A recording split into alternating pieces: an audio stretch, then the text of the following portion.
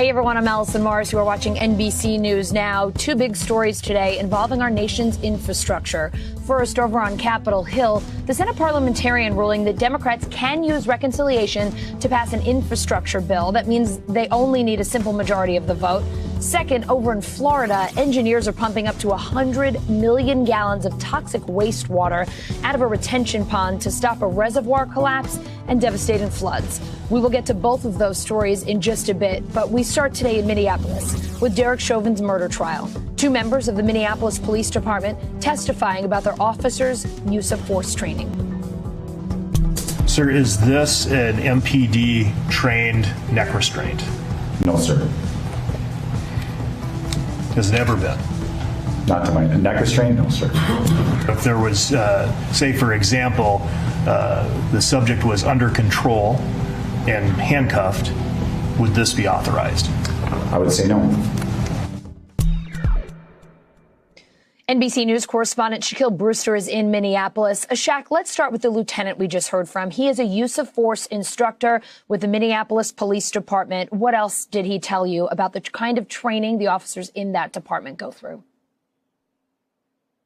Well, listen, not only is he a use of force instructor, but he leads that entire department. He was responsible for the training of use of force for these officers in the Minneapolis Police Department. So this was incredible testimony because he spoke exactly to what the prosecutors have been trying to argue and lay out before the jury. They've been arguing. You heard from the police chief yesterday. You heard from the most senior member of this department last week. They've been arguing that the force that we saw Derek Chauvin using did not comply with what Minneapolis Police Department officers are trained to do. So you had this instructor telling us what they train those new cadets and the new recruits in this department. He talked about neck restraints and different neck restraints that are allowed and what's not allowed and how long those neck restraints should be applied. And, you know, this is something that we also saw and noticed this morning as he was testifying. According to those poll reports, the jury was paying attention to those explanations that we are hearing. So the prosecution is in this use of force phase right now. It feels like we're hearing from a lot of officers, both past and present, who can give an idea of what the training of these officers should be. We also heard today, Shaq, from the department's crisis intervention training coordinator. Tell us about that and how crisis intervention training might have applied in George Floyd's situation.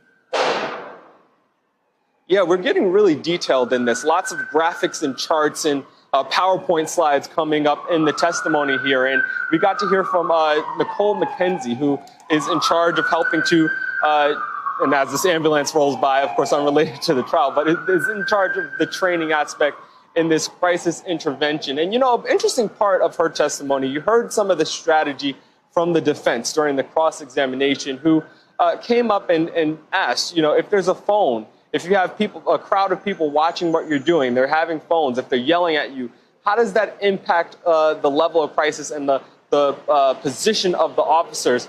That led to the prosecution having this, what they call a redirect, when they come up and ask some more questions and make this point. I want you to look at that moment here. For example, if we're looking at assessing somebody's medical condition, right, for the purpose of rendering emergency aid, would that be a big thing or a small thing? That would be a big thing. If then that is contrasted with, say, a 17-year-old filming you with a camera, would that be a big thing, the filming, or a small thing? The filming would be a small thing.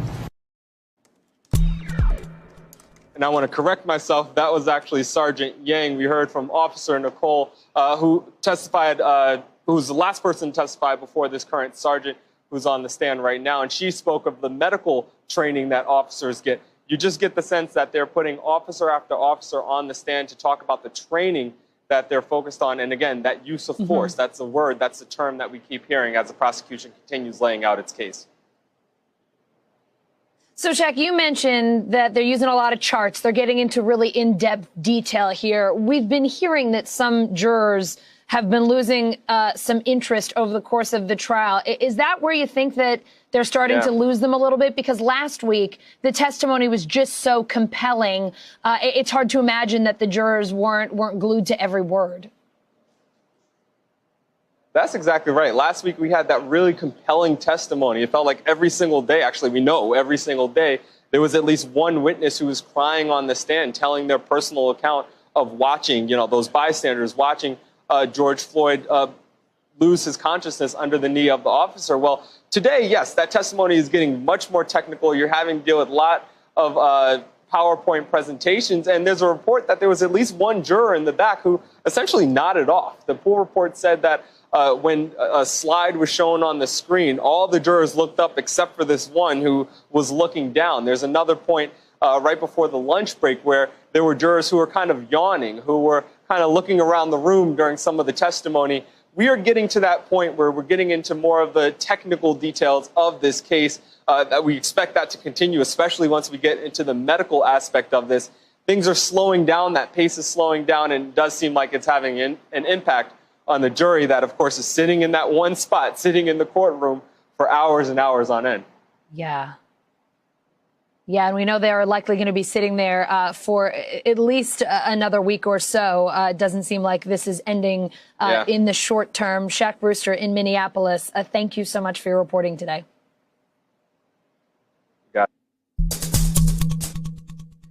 Crews are rushing to plug a leak in a toxic wastewater reservoir in Manatee County, Florida. That Piney Point Reservoir near Tampa is about to break down, and it is full of waste and fertilizer runoff. Environmental groups say the leaking reservoir demonstrates decades of regulatory failure and that this could have been avoided if local politicians listened to their warnings. NBC News correspondent Ellison Barber is in Palmetto, Florida. Ellison, environmentalists saying they have seen this one coming for years. What are they saying that we missed here? Yeah, I mean, this is something that has been widely reported on for about 16 years. This is something where there have been issues that were known in regards to this plant for decades, and not a lot was done about it. This is not the first time they've had to do this emergency pumping of the wastewater into Tampa Bay. They had to do this back in 2011. They also had to do a preemptive dump into the bay in 2002 or 2003 when Hurricane Ivan was coming. So they know that this reservoir, this former phosphate plant, is problematic. And if you look back at the Tampa Bay Times, I mean, they had an article in 2003 talking about this as a ticking time bomb in terms of environmental issues. And when you look at it just right now in the last month or so, the Bradenton Herald, which is a local paper that has done amazing work following this, they went through and found records of where people who are associated with the company that technically owns this property right now, even though it's in the jurisdiction of Florida's Department of Environmental Protection and has been since the early 2000s when the plant was abandoned. HRK Holdings is responsible, in a sense, for this property, and their engineers who have been working on it, they reported that there were possible breaches, possible leaks, possible concerns in the lining of this reservoir in July, in October, and in December. And they reported that to the Florida Department of Environmental Protection. So there have been so many warning signs over the years for whatever reason, and there are a lot of different opinions and thoughts on why something wasn't done. The simple answer is things were not done, and this problem was not addressed either by the corporations who took responsibility for it or the local and state officials who knew about the problems here. So this really, for a lot of people who have been following this, was not a surprise that this breach took place, and there have been discussions well before this about doing something with this plant, and things simply were not done before. Allison? Yeah, and so here we are with you reporting daily on how they're trying to stop this leak. What is the latest on the leak today? And Allison, what are the concerns about what is in this wastewater? Right, so you'll remember yesterday we were talking about the possibility of a second breach. There was an infrared drone that flew over the reservoir and picked up signs of a possible second breach.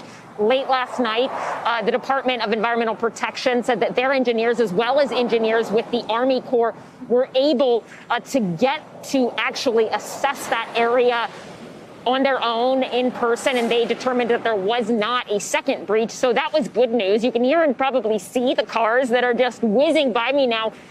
This highway, it was partially closed. It was the start of the evacuation zone. This afternoon, they decided to reopen it because they say they have drained off enough water at this point that the models in terms of the possibility of a collapse or overflow are starting to look really good. They have drained a good foot of water from this reservoir into the Manatee Port and then Tampa Bay. So that is promising in terms of the immediate collapse. But obviously the thing down the road that we'll be paying attention to and are now is what environmental issues come from this water being deposited in the bay.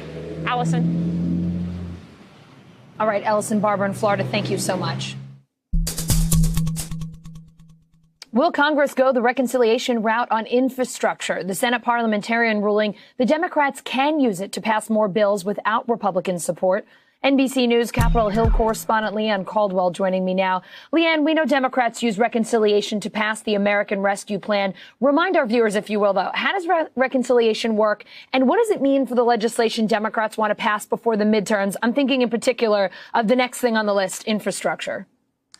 Yeah, that's right, Allison. So what reconciliation does is if there's legislation that pertains to the budget, then the Democrats can pass it with just a simple majority, 51 votes. Why that matters? Well, there's 50 Democrats in the Senate with Vice President Kamala Harris. That makes 51. So it ensures the passage of legislation without having to get Republican support. So how is that going to impact infrastructure? Well, it's a lot easier to get 50 votes than it is to get 60 votes. So what that means is that Democrats have a much better chance of passing an infrastructure bill filled with their priorities without having to compromise with Republicans. Allison. So, Leanne, if I understand correctly, though, the Democrats can't use reconciliation on everything. So what would be an example of something that's off limits? What can't they use this for? That's absolutely right. It has to pertain to the budget. So like raising revenue or impacting the deficit. So some of the Democratic priorities won't be able to pass with reconciliation, including Voting Rights Act, H.R. 1, which is a big priority for progressives, gun control legislation. Most immigration components, although there is an argument that some components of immigration can pass under reconciliation because it would be adding people to the tax, who would pay tax, more people would pay taxes that would impact the budget. So while it helps Democrats get through this roadblock of 60 votes on some pieces of legislation, it doesn't happen with everything, Allison. Leanne, let's talk more about President Biden's infrastructure plan. We know a handful of Democrats are not on board with it as it stands right now. So that means they don't even have the 50 votes they would need to go down the reconciliation path. Where are the big issues, the big problems? Where do they disagree right now? That's right. They don't have 50 votes yet. So the Biden administration and Democratic leaders have a lot of work to do to get all Democrats on board. They can't lose one Democrat. And of course, one name that we keep hearing over and over again is Senator Joe Manchin of West Virginia. He has said that he has some concerns. Let's take a listen.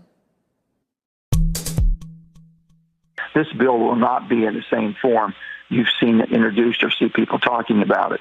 If I don't vote to get on it, it's not going anywhere. So we're going to have some leverage here, and it's more than just me, Hoppy. There's 6 or 7 other Democrats that feel very strongly about this. There might be 6 or 7 other Democrats, but Senator Joe Manchin is the most vocal. One of the things that he's concerned about is raising the corporate tax rate to 28%. He doesn't want to see it above 25%. Senator Mark Warner of Virginia, he wasn't specific about what his concerns are, but he says he's not completely on board yet either. So there are, just because they could be able to pass this legislation with the support of 50 doesn't mean that they automatically have all 50 Democrats there. They still have a lot of negotiating to do among their own party, Allison. Could still be a bumpy road on infrastructure. Forgive the pun, Leanne. Thank you so much. Yep. Let's go to NBC News Now. Correspondent Simone Boyce. She has the latest headlines from NBCnews.com. Hi, Simone. Hey, Allison, kicking things off today with some news about vaccine passports. So the World Health Organization says it isn't backing them, at least for now. The organization says they're still not sure the vaccine prevents transmission. And they also noted concerns about discrimination against people who are unable to get the vaccine. And job demand reaching its highest level on record in February, according to the U.S. Labor Department. The rate of job openings rose to 4.9%. That's the highest it's been since we first started tracking the data in 2000. And in Israel, Prime Minister Benjamin Netanyahu is officially named party leader today. It's part of the latest attempt to put together a governing majority in the country. Netanyahu faces fraud, breach of trust, and bribery charges. He has denied all charges and accused prosecutors of trying to drive him out of office. Well, North Korea will not be at the Summer Olympics in Tokyo. It's the first country to pull out of the games, citing concerns over COVID-19 and athlete safety. Now, North Korea hasn't reported any COVID numbers, and not a lot is known about the impact on the hermit country. And Democratic Congressman of Florida, Alcee Hastings, has died at the age of 84. His office didn't share the cause of death, but the congressman had previously been diagnosed with pancreatic cancer. He recently won his seat with 78.7% of the vote and had begun serving his 15th term. Well, Allison, I'll send it back to you. All right, Simone, thank you. Michigan, the new epicenter of the coronavirus. Residents there bracing for a possible fourth wave of COVID, with cases there up 116% in just the last 2 weeks. NBC News Now correspondent Priscilla Thompson is in Lansing, Michigan. Priscilla, cases up 116%. That does not sound good. Tell us more about the COVID situation there. Allison, very troubling numbers out of the state of Michigan over the past several weeks, but particularly this week. On Monday, the state reported more than 11,000 new COVID cases in a single day. That is the highest number that we have seen since this pandemic began more than a year ago. And so it is certainly concerning for elected officials, doctors, and residents who live here and are in these communities. And I asked doctors about what is going on here, what might be driving this, and they tell me that it is a combination of a couple of things. One, businesses began reopening here in February, and so folks have been able to gather at those places, but also in places that have been closed for most of the pandemic, like schools and those big sporting events. And also, people are experiencing fatigue. They're not wearing the mask as diligently as they were previously, perhaps not washing their hands and practicing that social distancing in the way that they were. And you couple those things with these new, more contagious variants, and you get this type of community spread that is leading to those really high case numbers, really high hospitalization numbers. And officials here tell me it will be weeks before those numbers begin to trend down. Allison? Priscilla, so how are hospitals managing all those new cases? Are they feeling overwhelmed right now? Well, they certainly, doctors and nurses here at Sparrow Health in Lansing tell me that it feels like they are in a fourth wave based on what they're seeing here. And I should point out that the majority of patients that they're seeing are younger patients. These are folks under the age of 50. And one of the things that a doctor pointed out to me is that it's really challenging because these nurses and doctors see themselves in these patients in a way that they may not have seen the 65 and older patient that came in with these serious health conditions as a result of COVID. And some of the things that they're doing, they're working to cohort patients who are at the similar level of disease transmission in the same rooms. And they're also prepared to open up more capacity if they need to. But take a listen to how the hospital staff here describes what they're doing and how they're handling this increase. Take a listen. We are getting to our limits right now. So definitely things have been difficult, especially over this past week. The hospital is filling up and the emergency department is filling up as well.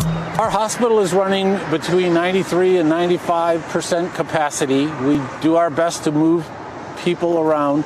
We have the ability to flex our COVID beds. So while we're now frequently becoming full, if you will, in our established COVID units, we can expand to additional ones if we need to.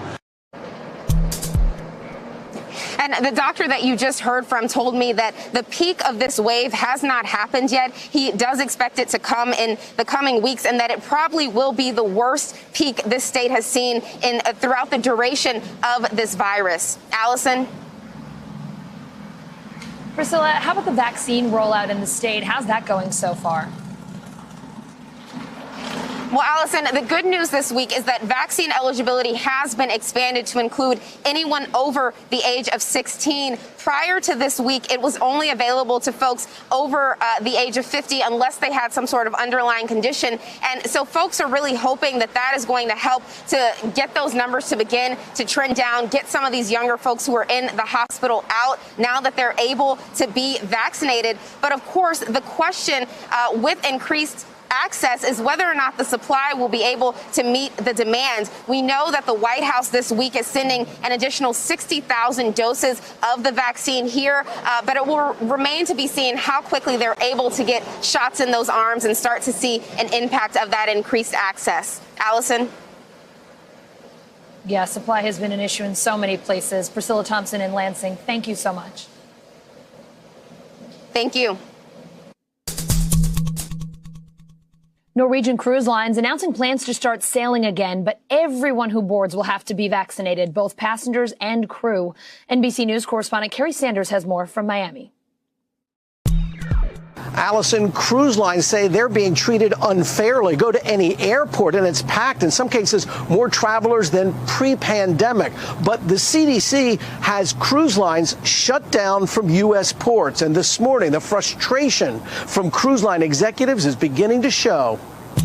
Norwegian Cruise Lines is back in business, announcing this morning they'll resume sailing July 4th. The industry needs CDC approval to sail from U.S. ports, and that remains iffy. Until then, most cruise lines are departing from foreign ports. Norwegian announcing it plans to cruise from Jamaica, the Dominican Republic, and Greece. The cruise industry wants to sail again from U.S. ports, like here in Miami. Norwegian's president and CEO, Frank Del Rio, says he's growing weary with the CDC. Yes, I am frustrated. Other travel sectors are already back at full capacity, yet cruise ships remain shut down. Where every other sector of the travel, tourism, and hospitality industries are open. A group of cruise lines have come up with 74 safety protocols they say were established with leading health authorities. Required vaccinations for every crew member and passenger, masks while indoors, and mandatory social distancing.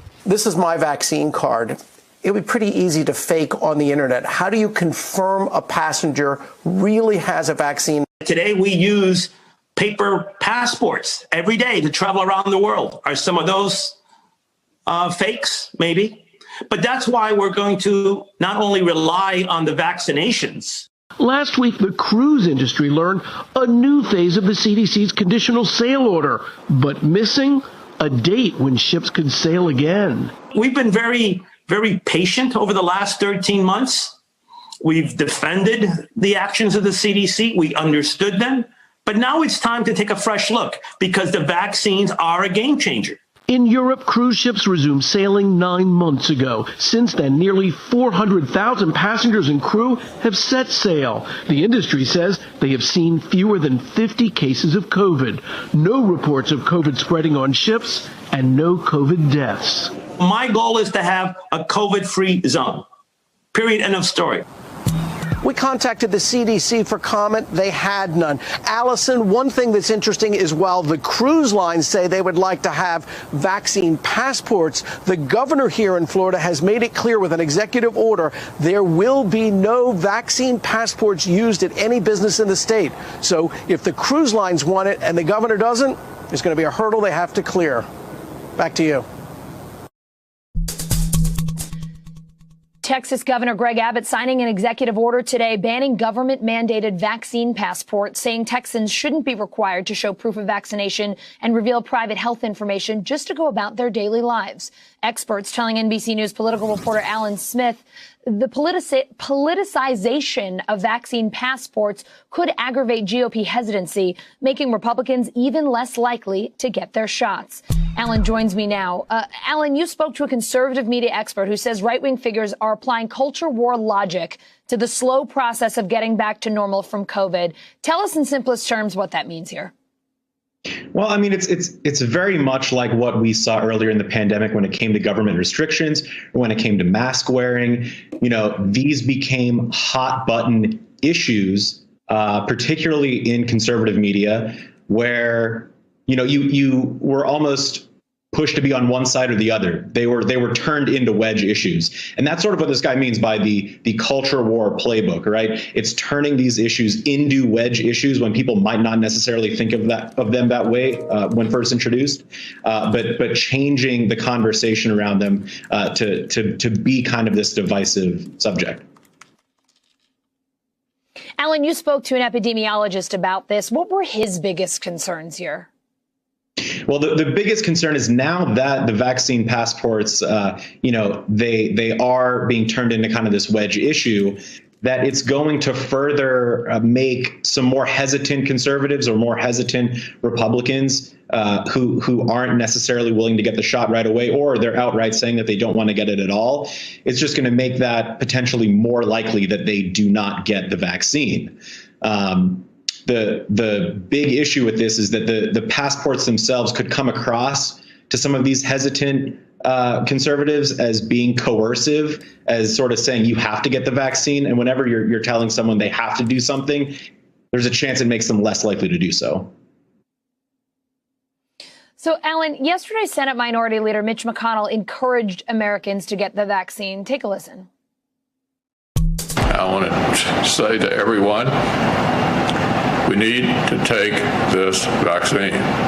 These reservations need to be put aside. So based on your reporting, does this help? Do comments like that from big names in the GOP help convince hesitant conservative Republicans to get vaccinated? Or if people have put their foot down, have they put their foot down? Well, they're certainly helpful. I mean, you look at comments like that from Senator McConnell. Even, you know, former President Trump last month was on Fox News saying the vaccine was safe. Yeah. And, you know, people who voted for him that aren't wanting to get it, they should be going out there and getting it. You know, the vaccines were developed under his administration. But it really, those kinds of comments actually don't put people over the top. There was a research done by Brian Castrucci, who I spoke with for this story. He teamed up with Frank Luntz, a longtime Republican pollster. They wanted to study what would make hesitant conservatives more likely to get the vaccine. And their research found that actually comments from, you know, prominent conservative politicians, even Trump himself, they weren't necessarily changing minds. They found that the best way to help get some of those who are hesitant over the finish line is by hearing information from medical professionals, but particularly their personal physicians, doctors that they know from their area. That was at least proven to be the most helpful in their surveying. But certainly the comments from Senator McConnell and other conservatives are helpful in this realm. All right, Alan, joining us 2 days in a row on News Now. Thank you so much. Thank you, Allison. President Biden setting a new COVID vaccine goal, saying all American adults should be eligible now by April 19th, moving up his last deadline by about 2 weeks. We have to ramp up a whole of government approach that rallies the whole country and puts us on a war footing to truly beat this virus. And that's what we've been doing, getting enough vaccine supply, mobilizing more vaccinators, creating more places to get vaccinated, and we're now administering an average of 3 million shots per day.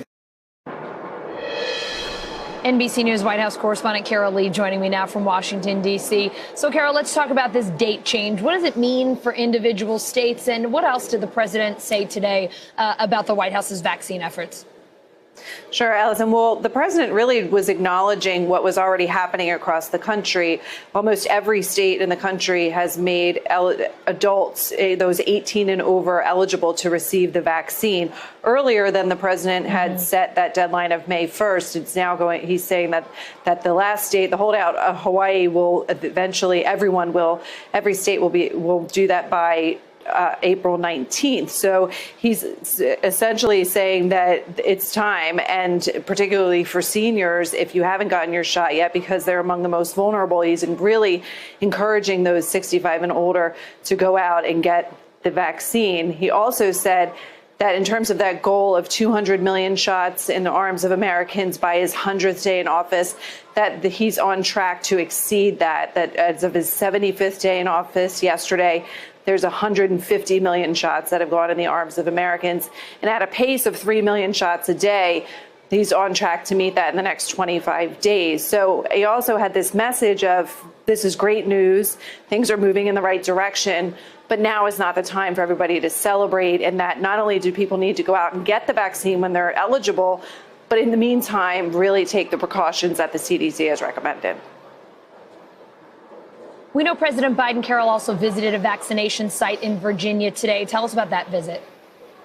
He did, and his message was to thank those who were not only receiving the vaccine, but also administering the vaccine, and saying that it was important on both fronts to show people across the country that this is a vaccine that's safe, and that when it becomes eligible for them, and that's going to be very soon for almost every American in the country, that they should take it. But again, he's trying to give this optimism to sort of give people hope at the end, while also saying we're a very long way from getting all 300 million Americans vaccinated. We're only at half of that point. And so people need to get the vaccine when it becomes available to them, and also just wear masks, social distance, and do all of those things, because he said it's a fight against time. This was in his remarks at the White House, that essentially there's not enough time for even at this pace of vaccines being distributed to catch up with the new variants and the spread of this virus.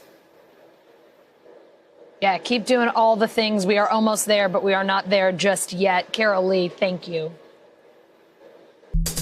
I'm sending a message to these Texas-based companies that have made the very same mistake with regard to Texas laws. We have American Airlines, we have AT&T, we have Dell Computers, and we have others who have taken a position against the election law reforms we made in the state of Texas, where the CEOs of these companies and the leaders of these companies admitted they had no idea what the Texas law said or what the Texas proposed laws say before taking a position against it. They need to stay out of politics, especially when they have no clue what they're talking about. Texas Governor Greg Abbott refusing to throw out the first pitch at the Rangers home opener last night, protesting Major League Baseball's decision to pull this summer's All-Star game out of Atlanta over Georgia's new voting laws. Now, Texas is considering a similar bill, and corporations there are now going head-to-head with the GOP. NBCNews.com senior political reporter Jane Tim joining me now. Jane, Governor Abbott saying there are false political narratives about these voting bills. Here's what Lieutenant Governor Dan Patrick said about the Texas bill at a press conference today. Nothing has changed for mail-in ballots, Election Day, or early voting. And anyone who says different is lying to you, whether they write with a pen, talk with a microphone, or hold political office.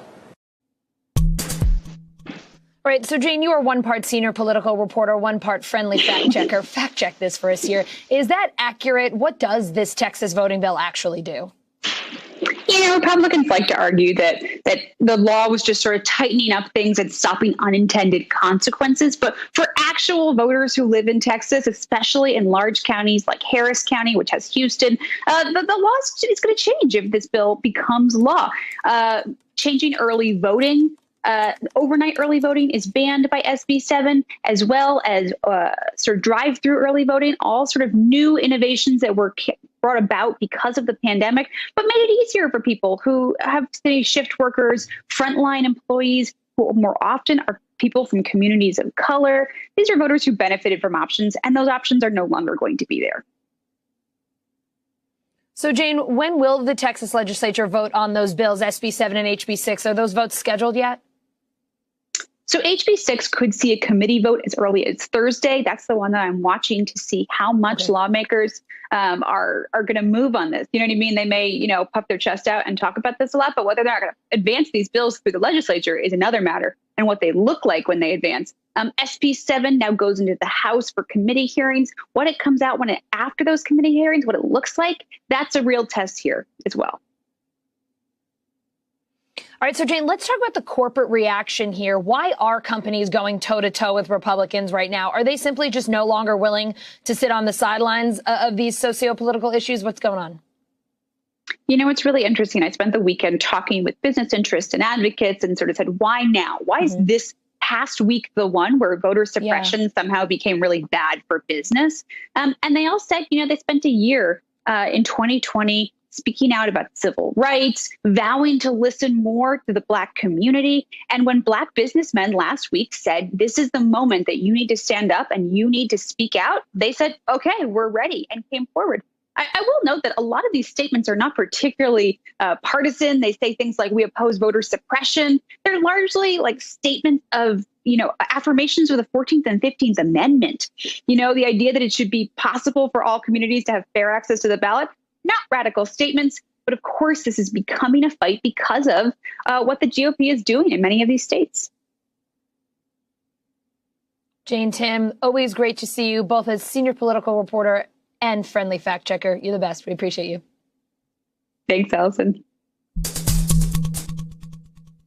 Our workforce participation rate is the lowest that it has been since 1988, according to the National Women's Law Center. Women pushed out of their jobs by this pandemic are having trouble pushing their way back in. Here's NBC News senior business correspondent Stephanie Roll.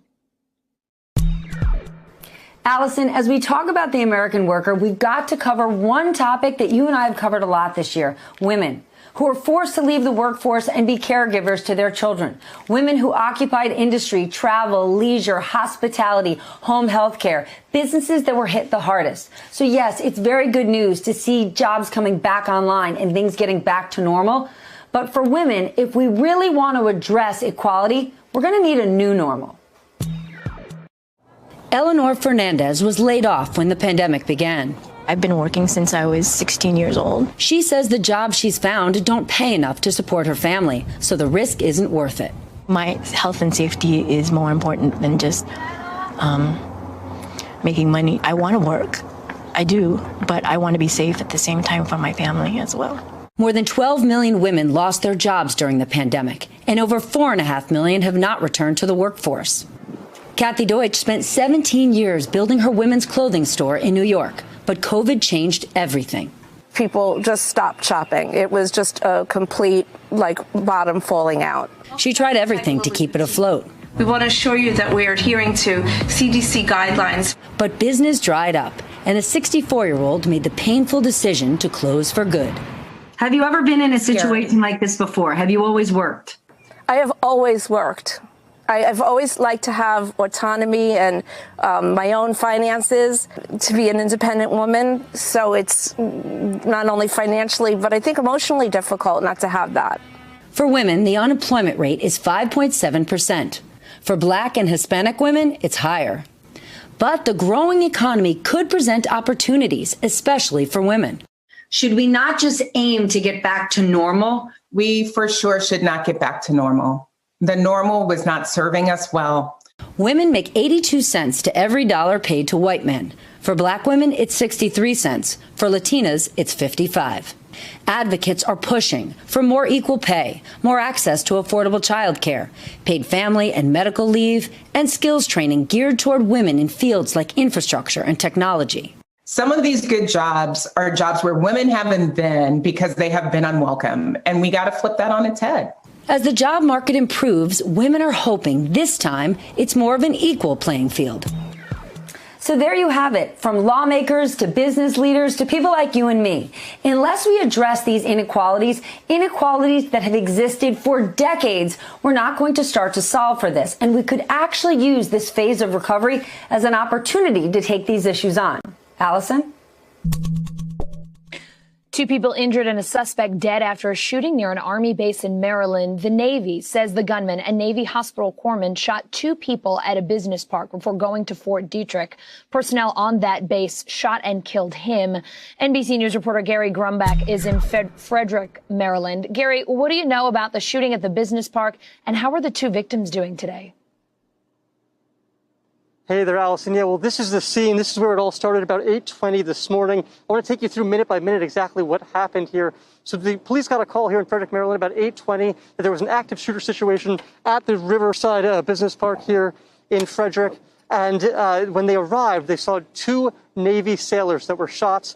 And those 2 Navy sailors have been transported to a Baltimore hospital. One of them is in critical condition. The other one is actually expected to be released from the hospital tomorrow. And when that happened, they sent out a bolo for a be on the lookout by the police for that vehicle. In that time period, the suspect drove from here to Fort Detrick military base. It's an Army base about 10 minutes away. And that is where he was stopped at the security gate, the front entrance. When he was stopped and the officials there were looking through to see if they could match the bolo to that person's vehicle, he actually took off through the gate and went and got about a half a mile away before being stopped by the civilian Fort Detrick Police Department. At that point, the suspect exited the vehicle and brandished a weapon. And at that point, he was shot dead by the police department there on the base. So certainly folks are still investigating the scene here. But that is exactly sort of what went down here in Frederick. Gary, I know it's pretty early on in this situation, but what else do we know about the shooter and any word on his motive? Where are investigators on that? Yeah, there, Allison. We actually do have a name. Fatoun Girma Waldesenbet. He was 38 years old out of here in Frederick, Maryland. He was assigned to Fort Detrick, about 10 minutes away from here. He was a Navy hospital corpsman, and we don't know anything about the motive yet, but the FBI, the ATF, the Maryland State Police, and the Frederick Police are all on this, so they are certainly working towards that motive. Guys? All right, Gary, thank you so much.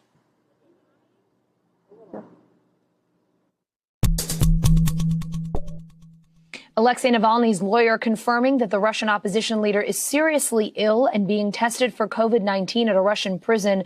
The top Putin critic is days into a hunger strike to demand better medical treatment. Sky News Moscow correspondent Diana Magnay has more.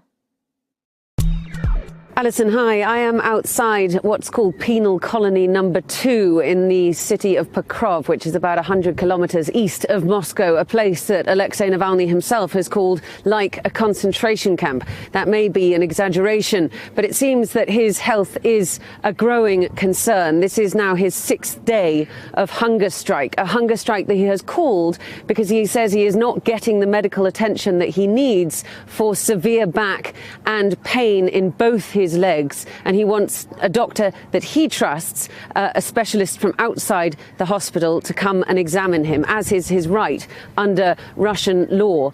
He does manage to get messages out also onto social media via his lawyers who visit him regularly, and yesterday on Instagram he said that he was suffering from a high temperature of more than 100 degrees and a severe cough. He has also said that 3 of his cellmates had been hospitalized for tuberculosis. Also last night we heard from Russian media that he'd been transferred to a prison hospital in this unit behind me, and they vigorously denied the reports of TB. But I must say that tuberculosis is very common in the Russian health system, and it is of course extremely contagious.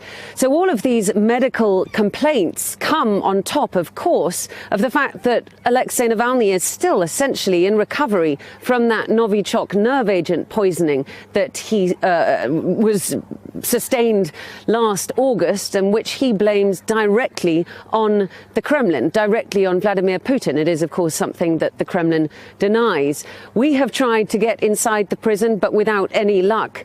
But on Friday last week, 3 pro-Kremlin media outlets were allowed in. Interestingly, Maria Butina, who you may remember from having been jailed in the US as a foreign agent in 2018, went in there and essentially said that Alexei Navalny's condition conditions were far better than what she'd experienced in a US jail. That, of course, feeds the Kremlin narrative of trying to downplay Alexei Navalny's health conditions, just as they denied that he was ever poisoned in the first place. But the fact of the matter is that whilst he remains behind bars and out of transparent sight, it is quite possible for the authorities to do whatever they want to him. Hundreds of climbers returning to the world's highest peak for the first time in a year. Mount Everest is back open, but there are still some serious COVID concerns. NBC News senior international correspondent Keir Simmons has the story. Hey there, good day to you. If you want a demonstration that you cannot beat the human spirit, try turning your eyes to Everest. In Nepal, their $2 billion tourism industry was decimated last year. Many people lost their jobs. Now they are controversially welcoming back an eclectic crowd of climbers who say they're determined to show that they can beat the mountain and COVID. Mount Everest's majestic 26,000 feet high peak attracting the world's adventurers once again this morning. Even a Bahraini prince posting with his entourage. Our first views of Everest. Jess Weddle, a painter and cancer survivor, has traveled from Oklahoma City to the Himalayas. Everyone is so full of gratitude to be able to be here right now. She's climbing Everest for the first time in a year that for everyone promises new experiences. Are you already noticing the differences because of the different world we live in? Yes, absolutely. We have different protocols than ever before. We kind of have our bubble. We've done quarantining. Contrast that with the controversy of 2019, when pictures showed lines of climbers paying around $50,000 each and passing dead bodies. Now, Nepal says they have no choice but to open. More than 300 climbers are expected for a high-risk experience that's riskier than ever. Our Sherpa climbers are ready, but they have not received their vaccines, he says. Organizers say they will be monitoring for infections. We can see when symptoms occur. There are doctors on the way up as well. While those preparing their ascent believe it's about more than a mountain. After the last year, the whole world needs something to start dreaming and believing in it again. For a world collectively climbing from the toughest of times, Everest this year once again set to symbolize triumph over adversity. Other protocols include testing before you even get into the country. Of course, social distancing on the mountain. And get this, one climber says he plans to wear a mask, a surgical gown and surgical gloves before he has to at some point put on that oxygen mask. Keir Simmons, NBC News, London. Hey everyone, I'm Allison Morris and you are watching NBC News Now. At least 63 million Americans are now fully vaccinated, according to the CDC. That's about 19% of the U.S. population.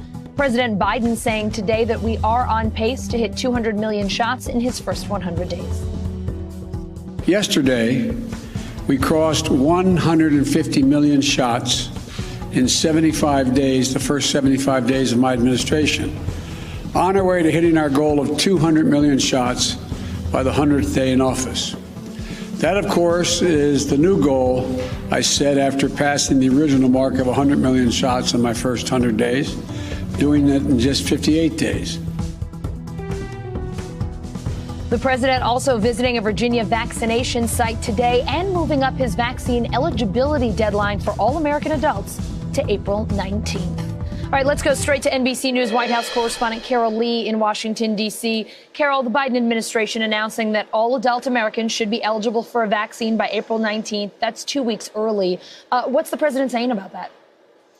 Well, really, he was trying to set expectations, Allison, for how the country is thinking about the pandemic at this phase of it. More than a year into it, there's a recognition that people are restless about this and want to get back to their lives, and the vaccine has given them that hope. And so what you heard from the president was, yes, there's a lot of good news, but at the same time, there's also some bad news here and some reason for caution. And so he said in the good news category, as you mentioned, is this April 19th date where everyone over the age of 18 in the country will be eligible to receive the vaccine. That's 2 weeks earlier than the May 1st deadline that he had set for that benchmark to be reached.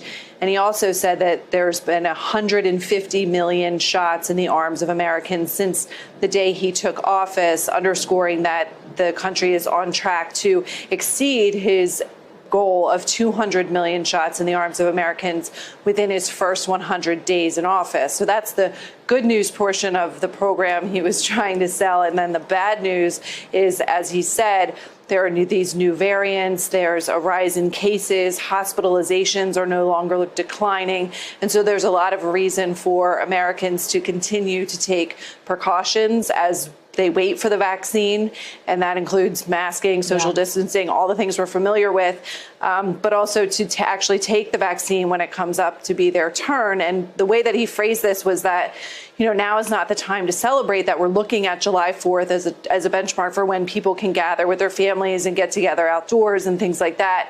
The question, the president said, is how much death and disease do we see between then and now? Allison. Carol, you mentioned it. Experts worried about a fourth COVID wave, the administration concerned about a fourth COVID wave. What else is the White House doing to sort of prepare for that possibility?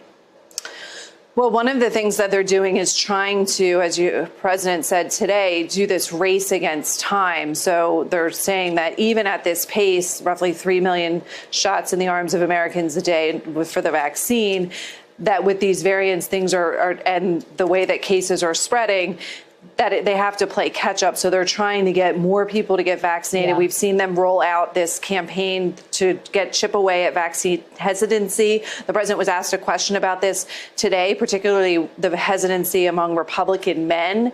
And he said, look, it's important. It's their patriotic duty. Everyone needs to do their part. So that's part of this effort, is the vaccine, but then to drive home this message that, it now is not the time to relax. But it's tough because they also want to send the message that now there are things to celebrate and people can start to travel if they've been vaccinated and move around and hug their grandchildren and all those things that everybody's wanted to do. And so that you see them try to strike this balance. Carol, the president also took a question today on another hot topic. Should the Masters golf tournament, which starts in just 2 days, move out of Georgia because of the state's restrictive new voting law? What did he say to that? Well, he essentially punted to the Masters, saying this is not his decision to make, that it's up to the Masters whether they decide to do that or not. He also said, that he has a lot of respect for companies that have stood up in to the face of this voting laws that the president disagrees with, specifically the one in Georgia. But at the same time noted that when an organization like Major League Baseball or, say, the Masters decides to pull out of Georgia, when they do that, they actually can wind up hurting some of the people who rely on that economy at that time, the people who are paid hourly wages and things like that. And so he's trying to strike a little balance there, too. Yeah, you can't help but think of all the vendors who look forward to, having crowds in the stands and making money, and they fall victim to some of these moves. Carol Lee, thank you so much. Hey, NBC News viewers, thanks for checking out our YouTube channel. Subscribe by clicking on that button down here and click on any of the videos over here to watch the latest interviews, show highlights, and digital exclusives. Thanks for watching.